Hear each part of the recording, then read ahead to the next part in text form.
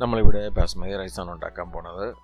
അതിനായിട്ട് ഞാൻ എടുക്കുന്നത് 2 കപ്പ് ബാസ്മതി റൈസ്.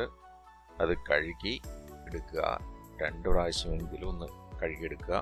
ഇതിലേക്ക് 4 കപ്പ് വെള്ളം ചേർക്കുക, അതായത് അരിയുടെ അളവിൻ്റെ ഇരട്ടി വെള്ളം ചേർക്കുക.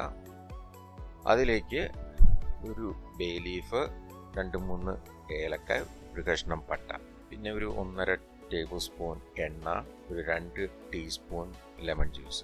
ഈ ലെമൺ ജ്യൂസ് ബാസ്മതി റൈസിൻ്റെ ആ ഒരു അരിയുടെ മണമില്ലേ, അത് കുറച്ച് കുറയ്ക്കും. എണ്ണ ഒഴിക്കുന്നത് ഈ ചോറ് ഒട്ടിപ്പിടിക്കാണ്ടിരിക്കാനായിട്ട്, എന്നാലും ഒട്ടിപ്പിടിക്കും, കുറച്ച് കുറയും.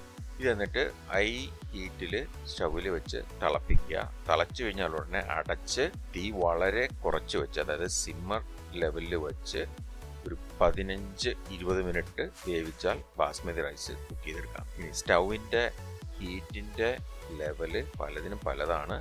അപ്പോൾ ഇടയ്ക്ക് വെള്ളം നോക്കുക. വെള്ളം ഒരുപാട് കുറഞ്ഞു വരികയാണെങ്കിൽ, അതായത് വെള്ളം വറ്റിയിട്ടുണ്ട്, റൈസ് കുക്ക് ചെയ്തിട്ടില്ലെങ്കിൽ, കുറച്ചുകൂടെ തിളച്ച വെള്ളം കുറേശ്ശെ ഒഴിച്ച് അത് കറക്റ്റ് വേവായിട്ട് എടുക്കുക.